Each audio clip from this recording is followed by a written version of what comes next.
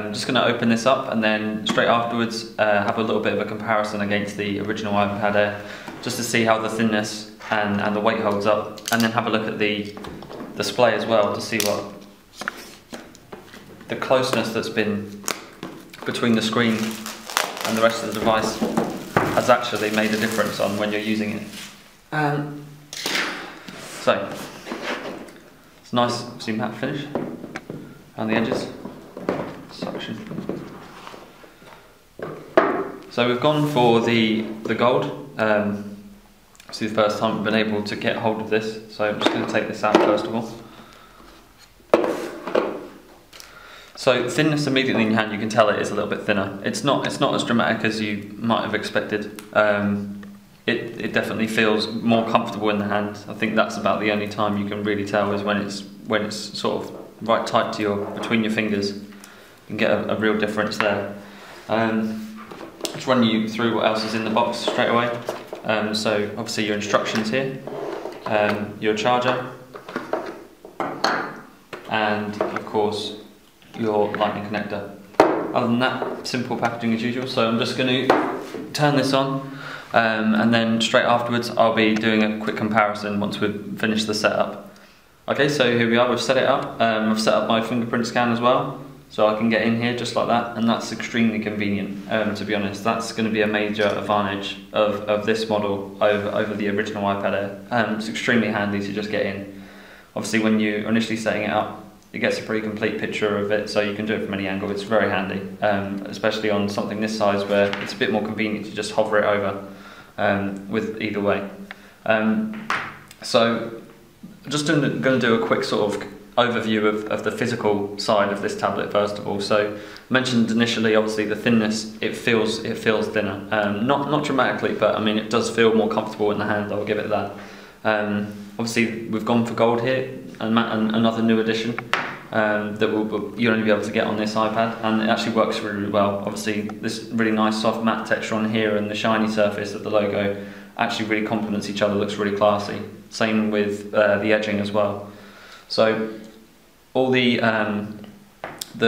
features, the speaker and the lightning connector cut out really nice and tight all the way down the bottom. Sides, the volume buttons and the camera as well sit very tight. It's obviously nice and flush there. In fact, it has an ever so slight sort of indent there. So and the lock button as well, really small buttons. It obviously adds to the whole sleek and thinness of it, that everything that you need to use the device on the outside is nice and compact and streamlined as much as everything else. So I'm just going to bring the original iPad in now as well, and then do a couple of quick comparisons. So obviously we'll start off with one of the main ones, which is the thinness. So I know they did this in their original video, but you can kind of see for yourself. So the thinness obviously down from 7.5mm to 6.1, so this is it is slightly thinner, and when you hold it in your hand, I think once you hold it and it feels normal, once you pick this original one back up again, it does feel significantly different. So the second thing obviously is that comes with that thinness is the gap that's been taken away between the top of the screen and what's underneath it. So obviously in here you've got ever so slight gap between where the screen starts and the actual display area underneath finishes. So obviously there's no gap whatsoever here. You can slightly sense that, and it obviously comes across as a bit brighter. So these are on full brightness. This is on full brightness as well. And I'll just open up a web page to give an example of that. This one obviously comes across as it's much more sort of white, sort of crisp brightness. So even though the resolution is the same, this one, the new iPad Air, is actually pulling up a little bit better when you're reading things when you compare them. So we're obviously talking about weight as well. Just grab this back in the hand. The difference obviously between 469 and 437 grams. It doesn't feel huge, but this one does feel more of a comfortable weight. You know you're holding this.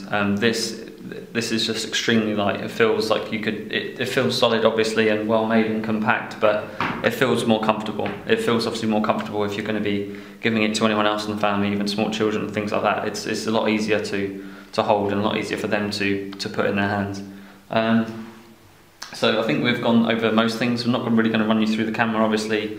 The main difference being 8 megapixels on this camera compared to the 5 megapixel of the original iPad Air. So pictures are going to come out a lot better.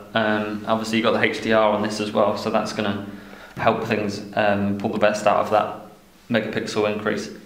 So I'm just going to run you through a quick demonstration of a case that we've got available for this.